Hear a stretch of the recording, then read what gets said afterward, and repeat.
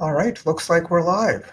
Well, welcome everybody to this ACC conference wrap-up on thromboembolic disease and antithrombotic highlights. I'm Dr. Deepak Bhatt here with my good friend, Dr. Chris Cannon, and we've got some data that we're going to review, and happy to take any questions, so please go ahead while we're doing this and put them in the chat.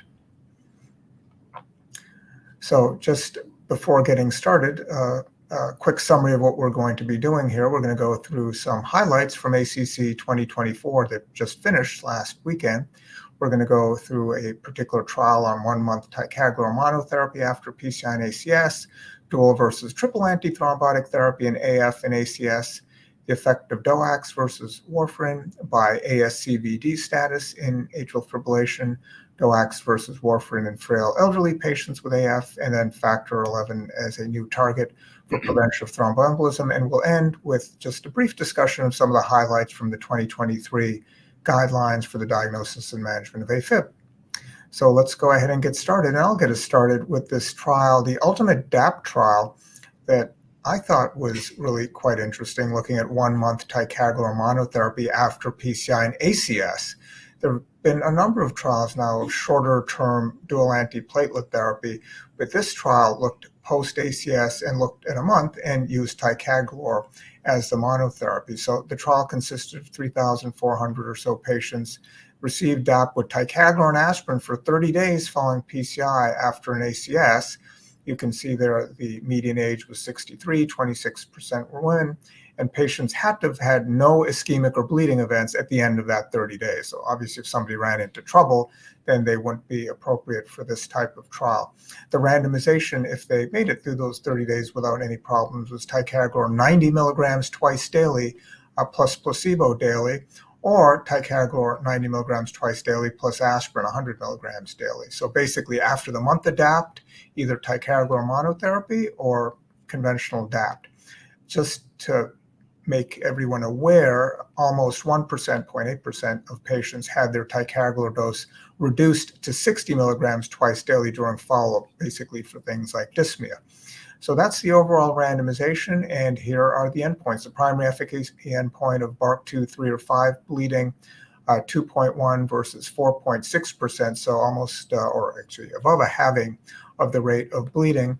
And the primary safety endpoint, which was actually here MACE, we see that there's non-inferiority, 3.6 versus 3.7%. So looks pretty much the same in a large trial with a reasonable number of events.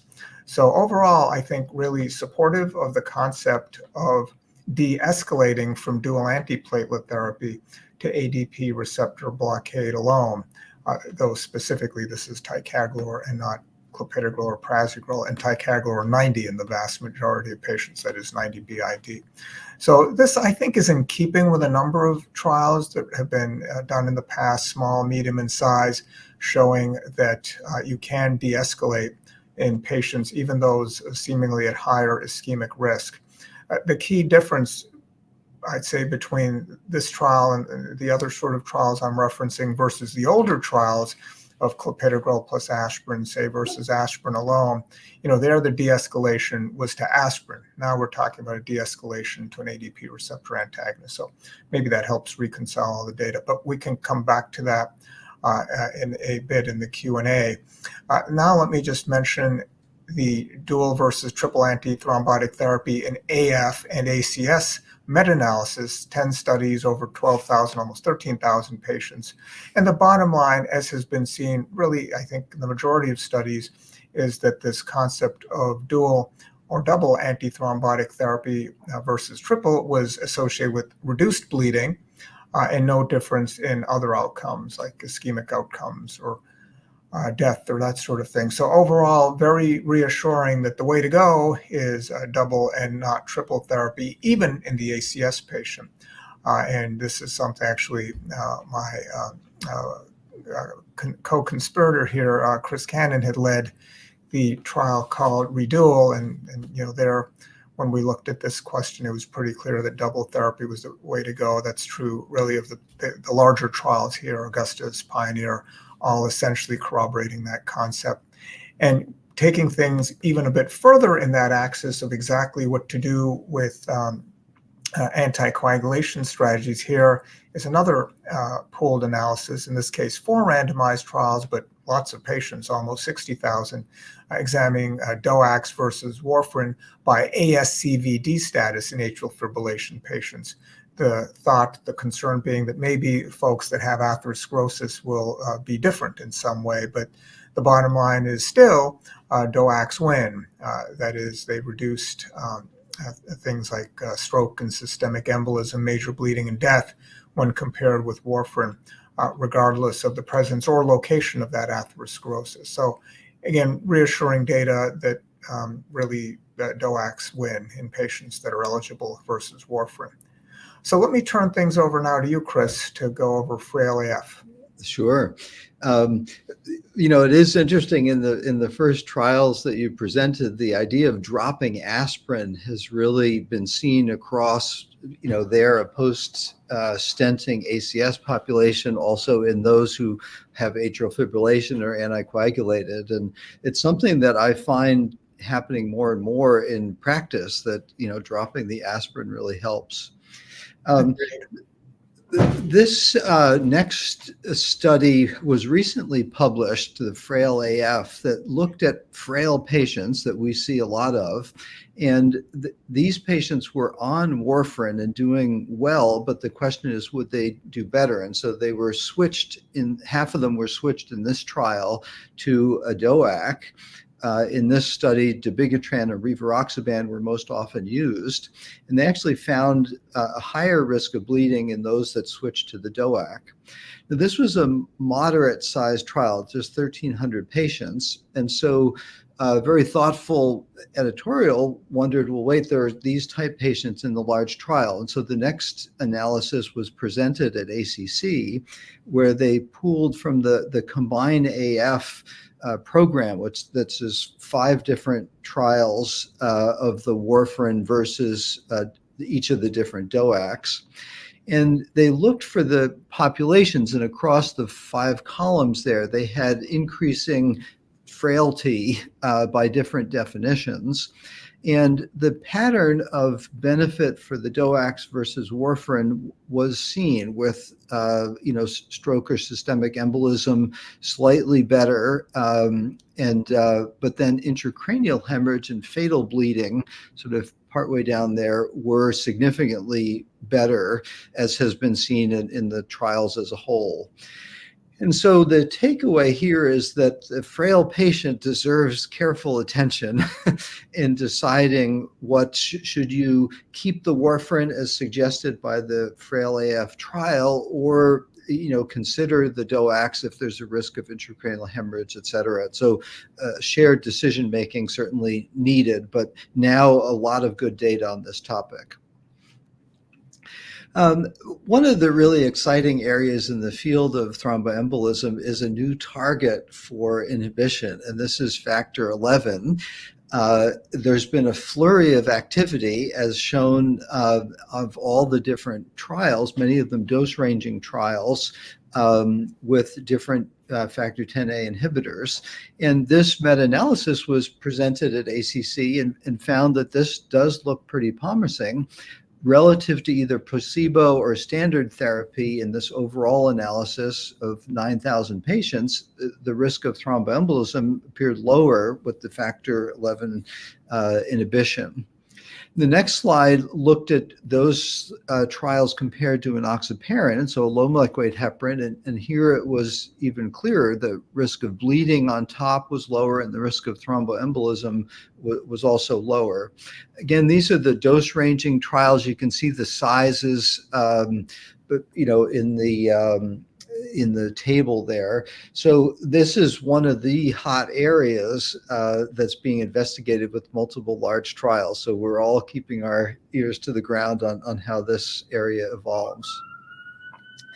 So the final thing that we thought we'd bring attention to is a beautiful new guideline. And the next slide sort of has some of the highlights from this guideline on the management of atrial fibrillation. And nicely, we have these take-home messages and focusing really on the first two, that the notion of stages of atrial fibrillation was introduced. And then the second most interesting one, sort of as a day-to-day practice, is risk factor modification. And so the next slide lays out the stages. We often think about persistent versus permanent, but here they back it up to patients who have risk factors for developing atrial fibrillation, and those that are closer in the pre-AF stage, and then the more traditional paroxysmal and persistent. And you'll notice on this slide and then on the next, the idea of modifiable risk factors. We manage the risk and optimize these different risk factors that can reduce recurrences of atrial fibrillation. One of the neatest trials was reduction in alcohol consumption led to fewer recurrences of atrial fibrillation. Managing obesity now has many good options, and so all of these can improve the evolution of atrial fibrillation. So I think a really fun and exciting new approach to not just anticoagulate rate control, but many other factors that can modulate atrial fibrillation. So overall, I think we've covered these topics just in this 10 minutes of new antithrombotic approaches to management. So we're happy to take any questions or comments people have. Yeah, really interesting trials, I thought, from ACC, Chris. One question that's come up here is in terms of what we were discussing with DAPT or any other application, what's the right dose of aspirin for chronic therapy? Something you've given a lot of thought to and done research on through the years.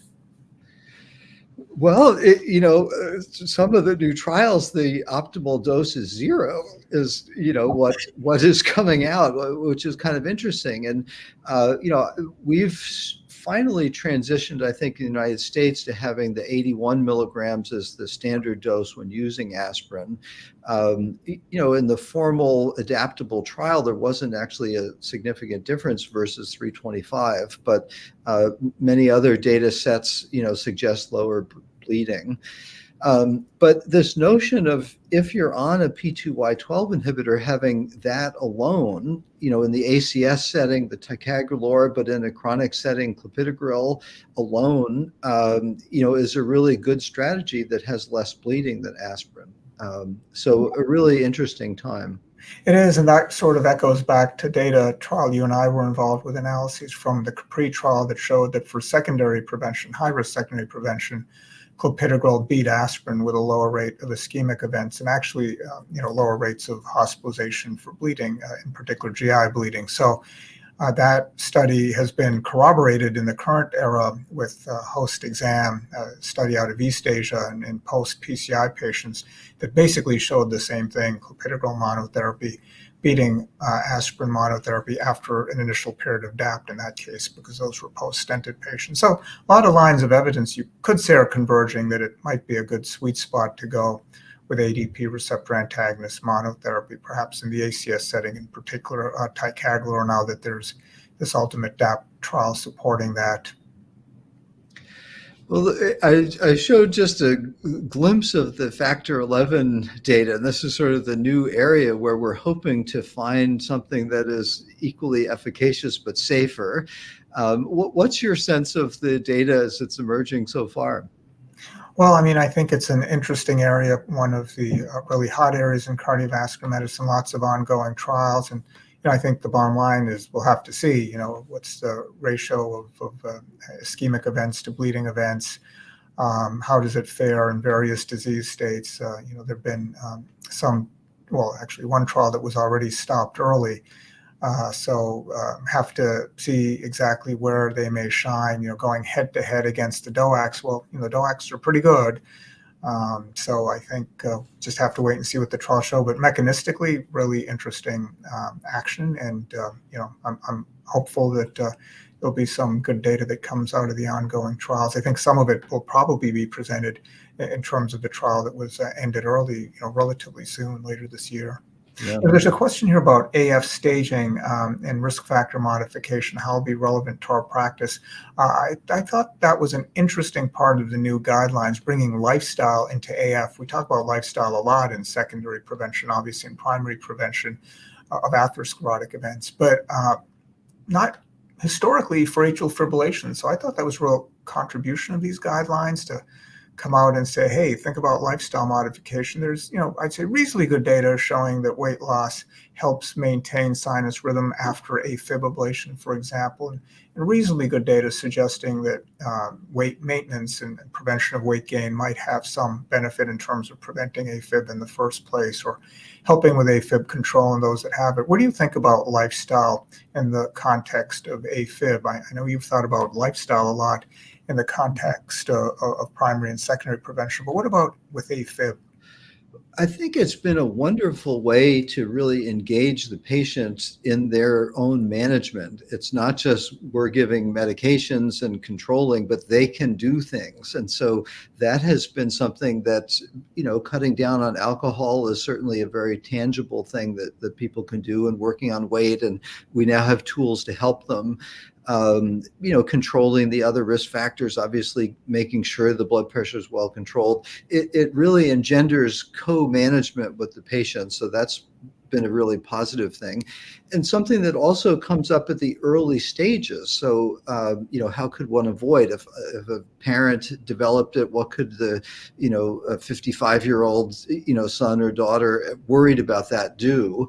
Start managing ahead of time some of the risk factors to control it. So really nice other things that we can do to help improve and avoid atrial fibrillation. Yeah, no, I'm glad you mentioned that as well, even though it's unpopular.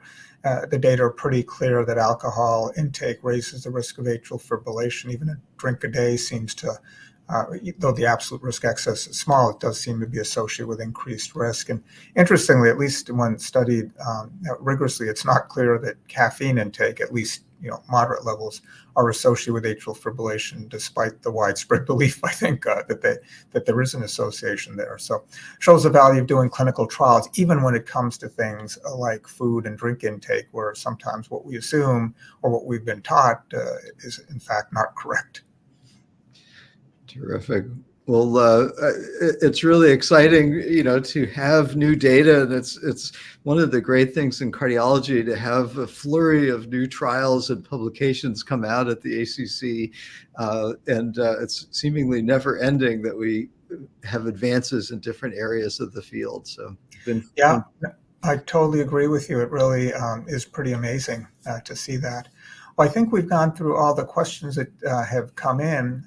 Some really good questions there, really thoughtful.